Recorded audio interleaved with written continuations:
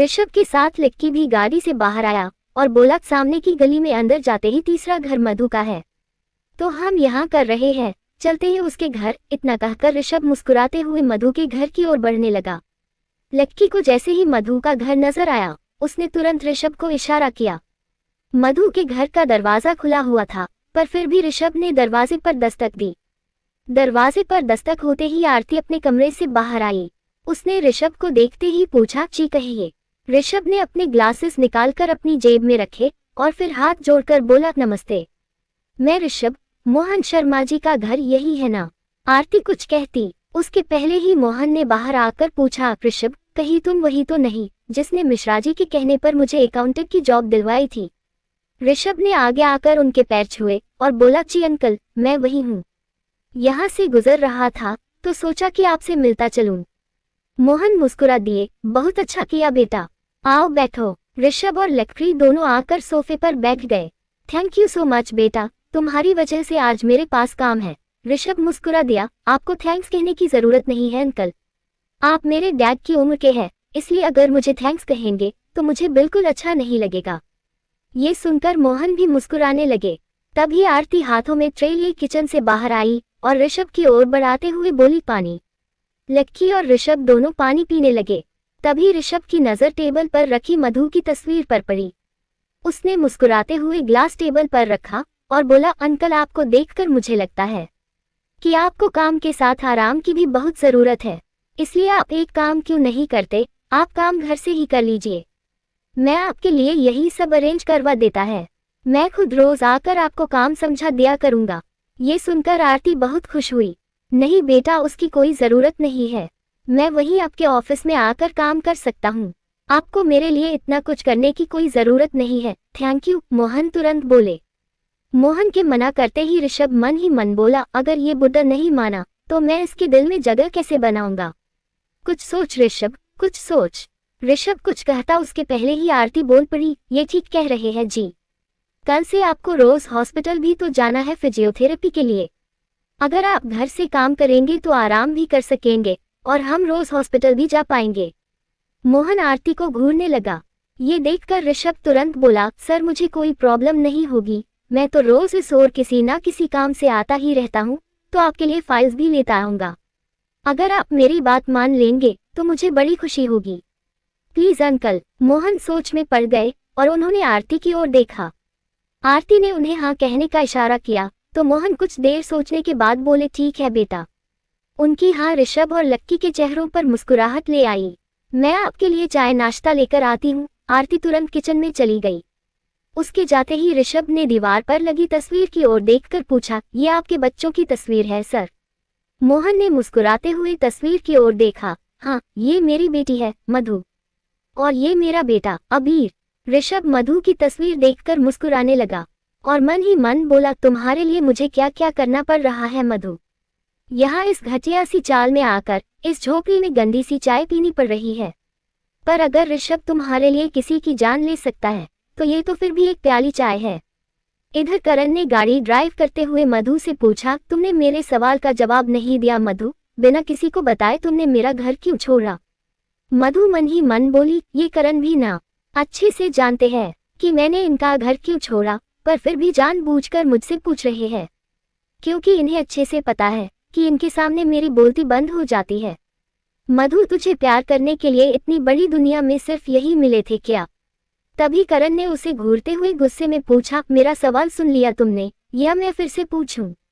मधु बिना उसकी ओर देखे बोली, जवाब मैंने लेटर में लिख दिया था और मैं जानती है कि आपने वो लेटर पढ़ लिया है, इसलिए अब मैं कोई जवाब नहीं दूंगी। और हाँ, अब आपको मेरी फिक्र करने की भी कोई जरूरत नहीं है, मुझे नौकरी भी मिल गई है और रहने के लिए घर भी, और अब मेरे पास बहुत सारे पैसे भी है।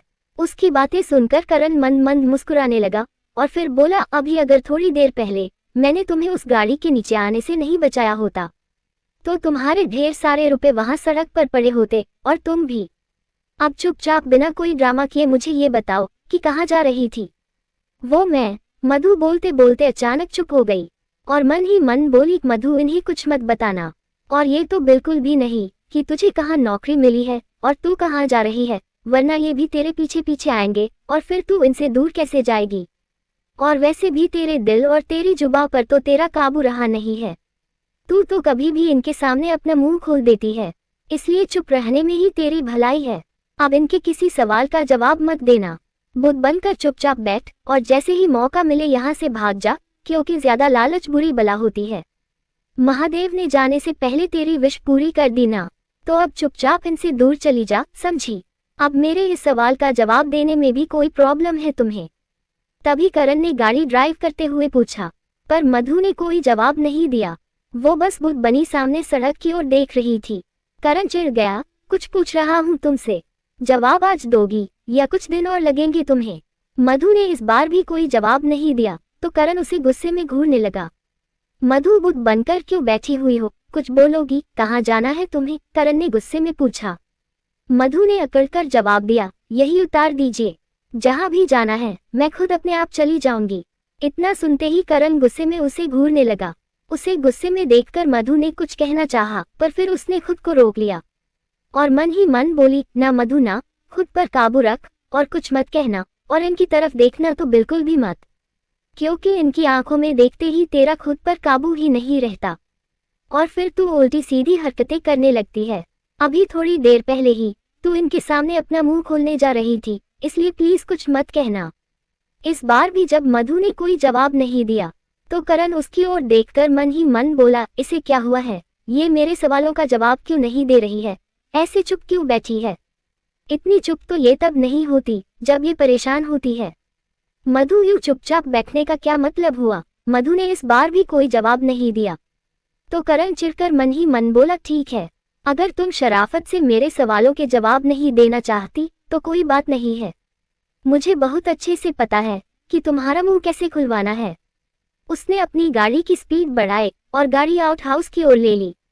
तभी उसके फोन की बेल बजने लगी। उसने कॉल रिसीव की, आदि इस वक्त मेरा दिमाग बहुत खराब है, इसलिए अब अगर तुमने मुझे फोन किया तो फोन में घुसकर तुम्हारा सिर फोड़ दूंगा, समझे? प्लीज एक बार मेरी बात सुन लीजिए सर, फिर मैं जिंदगी में आपको दोबारा कभी फोन नहीं करूंगा, प्लीज सर, आदि डरते हुए बोला। करण चुप हो गया तो आदि ने हिम्मत की, सर मैंने होटल रेडिशन में कैमरा ठीक करने के लिए हमारे एक आदमी को भेजा था। उसने मुझे बताया कि कैमरा अगर ठीक भी हो जाए तो भी उस रात की फुटेज क्लियर नहीं हो पाएगी, क्योंकि वो ऐसे ही रिकॉर्ड हुई थी। फिर भी वो कोशिश करेगा कि आपको क्लियर फुटेज मिल जाए, पर उसमें थोड़ा टाइम लगेगा। टाइम ही तो नहीं है मेरे पास, करण गुस्से में चीखा और उसने कॉल कट कर दी तो मधु उसकी ओर देखने लगी। इस बार करण ने उसकी ओर नहीं देखा और मन ही मन बोला, टाइम ही तो नहीं है मेरे पास, मैं बस ये चाहता हूँ कि मेरी शादी होने से पहले मधु पर से ये डर का साया हमेशा के लिए दूर हो जाए और उसकी जिंदगी में सब कुछ ठीक हो जाए। करण यही सब सोचकर गाड़ी ड्राइव कर रहा था, पर तभी मधु की नजर रास्ते पर गई और वो तुरंत बोली, ये रास्ता तो आउट हाउस की ओर जाता है। उसकी आवाज सुनते ही करण के चेहरे पर हल्की सी मुस्कुराहट आ गई, पर वो कुछ बोला नहीं। मधु ने तुरंत उसकी ओर देखा, देखिए मुझे अब आपके घर नहीं जाना है, इसलिए प्लीज गाड़ी रोकिए और मुझे यही उतार दीजिए। करण ने न ही कोई जवाब दिया और न ही मधु की ओर देखा तो मधु गुस्से में चीखी, प्लीज गाड़ी रोकिए, कल रात जो कुछ भी हुआ था उसके बाद मैं आपके घर नहीं जाना चाहती। इतना सुनते ही करण ने अपनी गाड़ी की स्पीड और बढ़ा दी। मधु उसे हैरानी से देखने लगी। कुछ देर में दोनों आउट हाउस पहुंच गए। करण ने रिमोट से अपने आउट हाउस का मेन गेट खोला और अंदर आकर अपनी गाड़ी रोक दी। मधु ने जल्दी से अपना सीट बेल्ट खोला और गाड़ी से उतरकर भागने लगी, पर करण ने रिमोट से गेट बंद कर दिया। मधु वहीं खड़ी रह गई। करण उसे घूरते हुए गाड़ी से बाहर आया और उसकी ओर बढ़ने लगा। मधु ने उसे अपने पास आते देखा तो मन ही मन बोली, मैं जितना इनसे दूर जाने की कोशिश करती हूँ ये उतना ही मुझे अपने पास ले आते हैं। मधु तुझे क्या जरूरत थी महादेव से इन्हें एक बार देखने की, विश मांगने की? चुपचाप शांति से नहीं जा सकती थी? अब ये फिर से तेरे करीब आएंगे और इनकी बाहों में जाते ही तू मोम की तरह पिघलने लगेगी। करण भी उसकी ओर देखते हुए मन ही मन बोला, आई एम सॉरी मधु, पर तुम्हें यहाँ लाने के अलावा मेरे पास कोई और रास्ता नहीं था, अपने दिल के हाथों मजबूर था मैं। कल उदयपुर पहुँचते ही मेरी शादी की रस्में शुरू हो जाएगी और मेरी शादी की हर रस्म मुझे तुमसे दूर करने लगेगी। इससे पहले कि हमारे बीच दूरियां इतनी बढ़ जाए कि मैं तुम्हें देख भी ना सकूं। जाने से पहले मैं अपनी जिंदगी के ये कुछ पल तुम्हारे साथ जीना चाहता हूँ, ताकि तुम्हारे साथ बिताए इन्हीं लम्हों के सहारे में अपनी सारी जिंदगी बिता सकूं। मधु की घबराहट बढ़ने लगी थी। करण ने उसके करीब आते ही उसकी कलाई पकड़ी और उसे आउट हाउस के अंदर ले जाने लगा।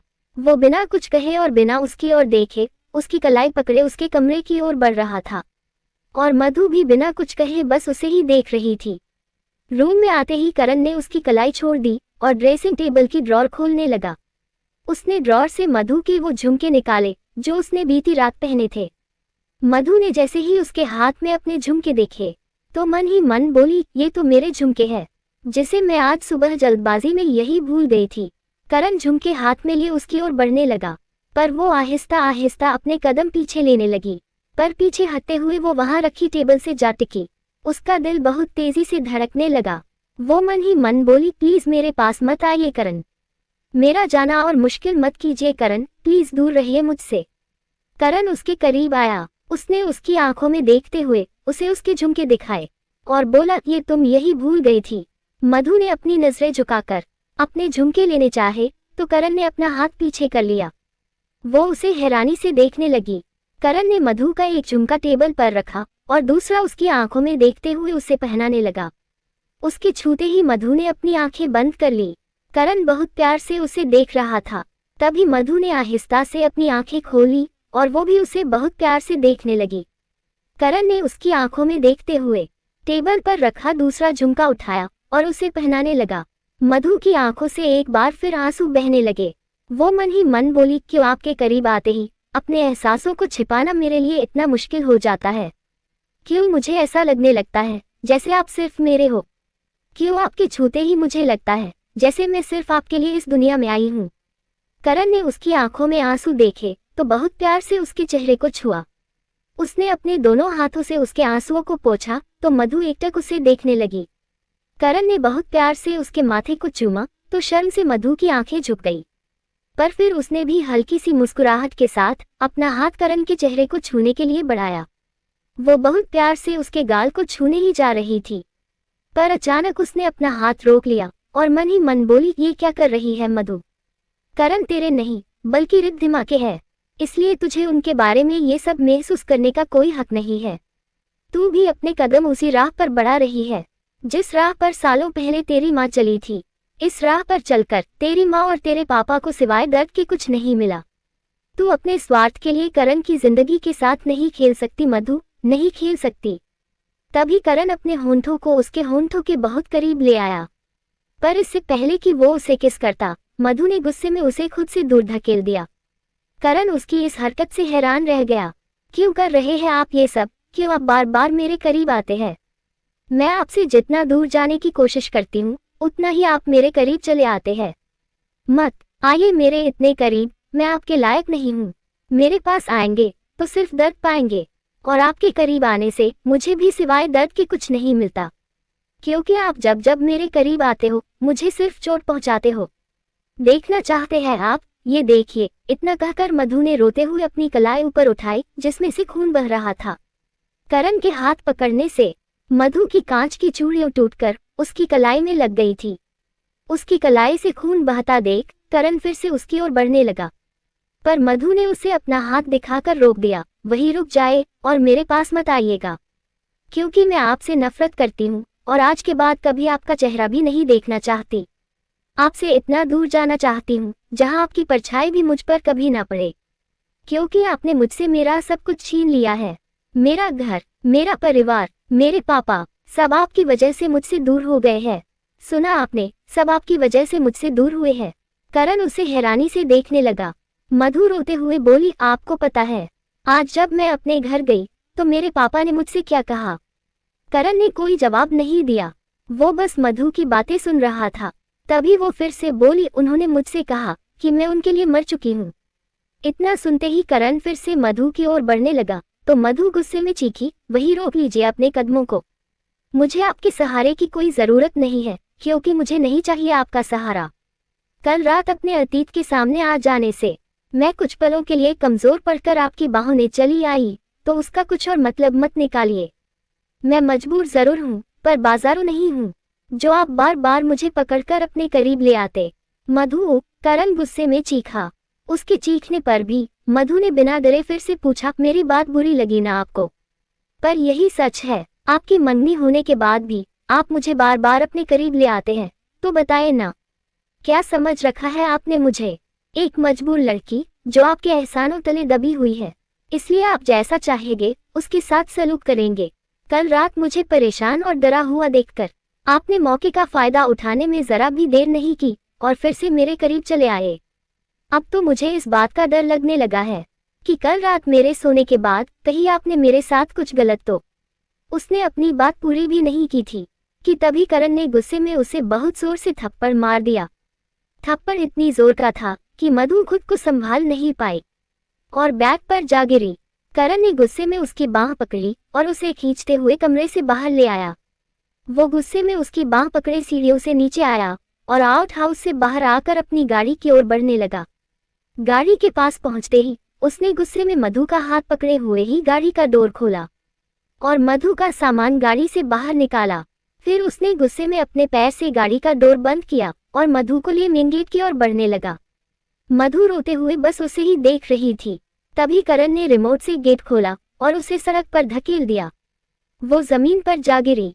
करण ने उसका सामान भी उसकी ओर फेंका और बोला, चली जाओ मधु, इस घर से भी और मेरी जिंदगी से भी, हमेशा हमेशा के लिए। आज इस पल के बाद मुझे कभी अपनी शक्ल मत दिखाना, क्योंकि नफरत है मुझे तुमसे। दोबारा मेरी जिंदगी में कभी मत आना। Get out of my life. Madhu खुद को संभाल कर और बिना कुछ कहे चुपचाप अपना सामान उठाकर खड़ी हो गई। उसने नजरें उठाकर करण की ओर देखा, पर उसके देखते ही करण पलटकर खड़ा हो गया। उसके पलटते ही मधु की आंखों से आंसू बहने लगे।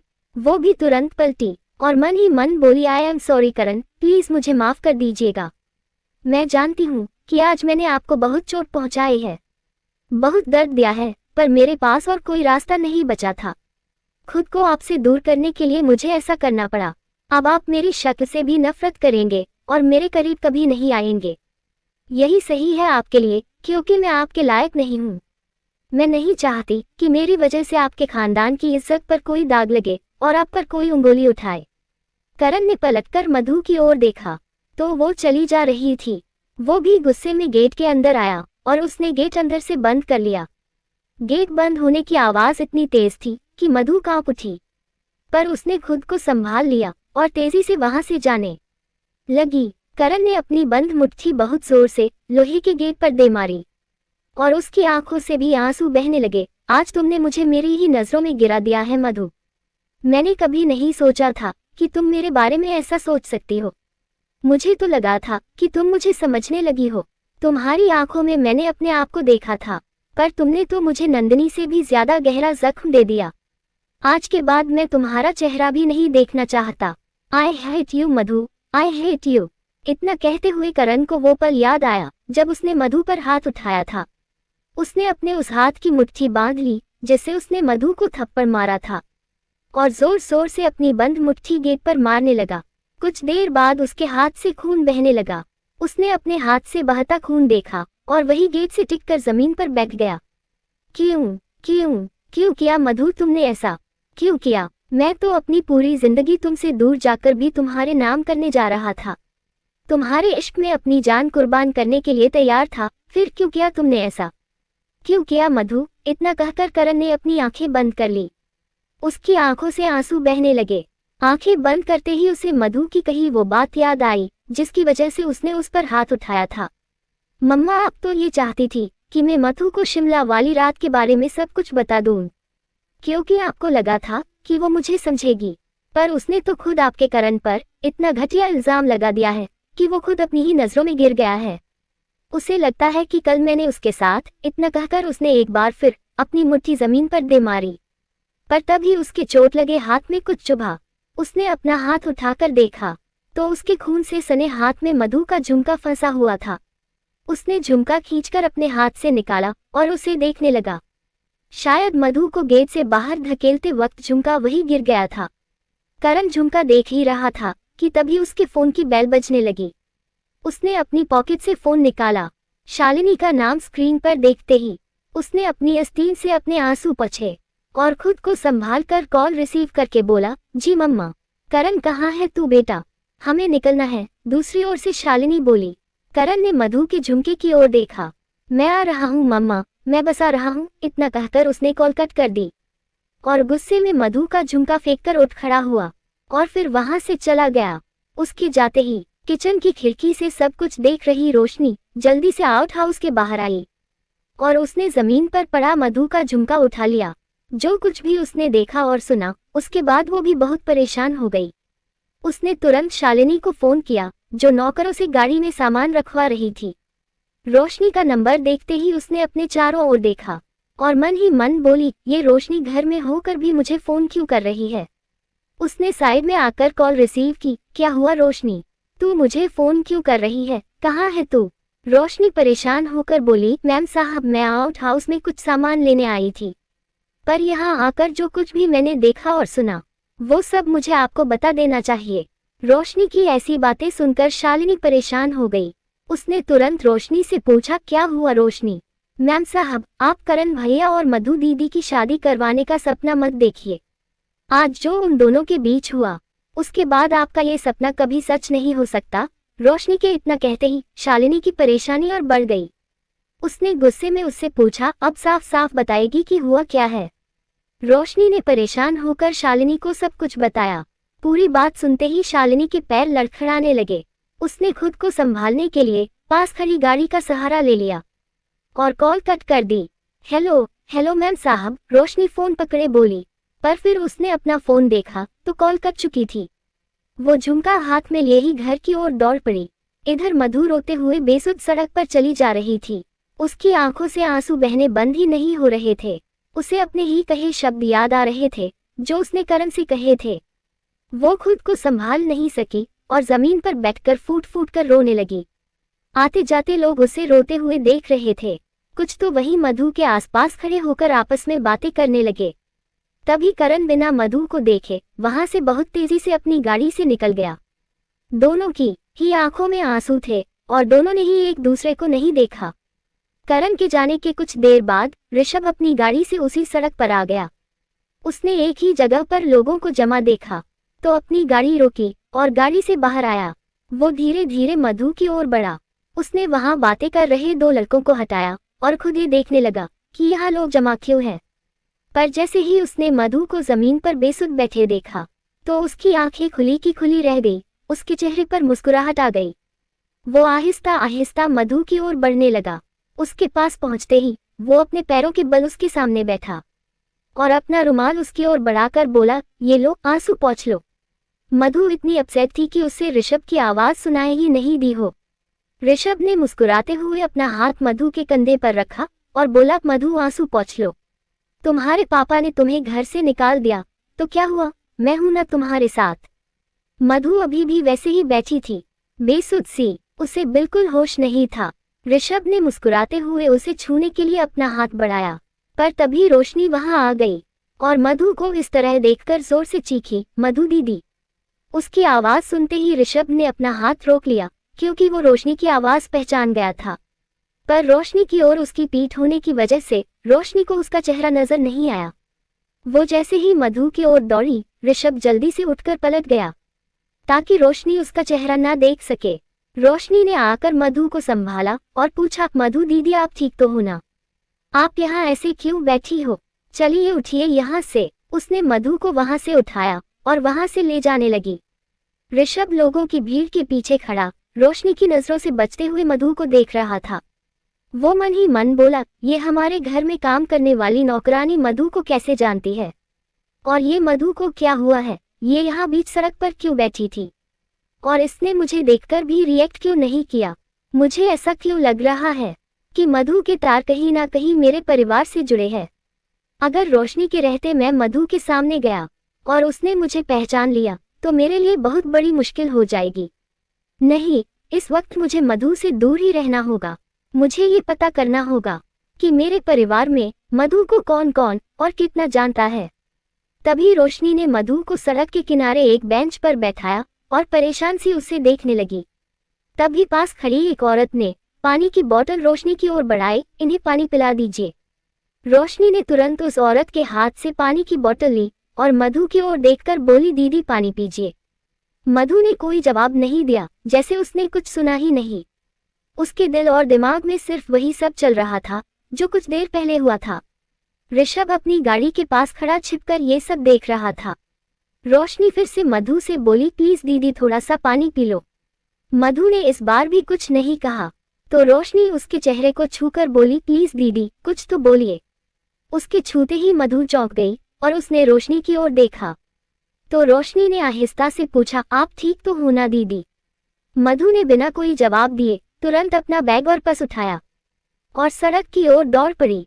उसने दाईं ओर से आ रही ऑटो को हाथ दिखाकर रोका और उसने बैठकर अपनी लड़खड़ाती जुबान से बोली, भैया एयरपोर्ट चलो। ऑटो एयरपोर्ट की ओर बढ़ने लगी। ऋषभ भी जल्दी से अपनी गाड़ी में बैठा और गाड़ी स्टार्ट करने लगा, पर उसकी गाड़ी स्टार्ट ही नहीं हुई। वो गुस्से में बोला, पता नहीं कैसे पर ये लड़की बार बार मेरे हाथों से बच निकलती है, पर आज नहीं, आज तो मैं इस तक पहुंचकर ही रहूंगा। वो फिर से गाड़ी स्टार्ट करने की कोशिश करने लगा। कुछ देर कोशिश करने के बाद उसकी गाड़ी स्टार्ट हो गई। उसने अपनी गाड़ी की स्पीड बढ़ाई और उस ओर चल दिया जहां मधु ऑटो में गई थी। इधर करण ने घर पहुंचकर अपनी गाड़ी रोकी। उसका पूरा परिवार बाहर गाड़ियों के पास खड़ा एयरपोर्ट के लिए निकलने के लिए तैयार खड़ा था। करण गुस्से में अपनी गाड़ी से बाहर आया और शालिनी की ओर बढ़ने लगा। शालिनी वही परेशान चेयर पर बैठी थी। करण उसके पास आकर बोला, चलिए मम्मा, हमें और देर नहीं करनी चाहिए, कहीं हमारी फ्लाइट मिस ना हो जाए। शालिनी ने तुरंत नजरें उठाकर उसकी ओर देखा तो करण फिर से बोला, अब मैं इस शादी का और इंतजार नहीं करना चाहता, मैं जल्द से जल्द रिद्धिमा से शादी करना चाहता हूँ। शालिनी कुछ कहने जा ही रही थी कि तभी उसकी नजर करण की हथेली से बह रहे खून पर पड़ी। लेखिका कविता वर्मा। अगर आपको मेरी लिखी कहानियाँ पसंद आ रही है और आप इस कहानी को आगे भी पढ़ना और सुनना चाहते हैं तो मेरे चैनल को लाइक करें, शेयर करें और आज ही सब्सक्राइब भी करें। Thank you for watching this video.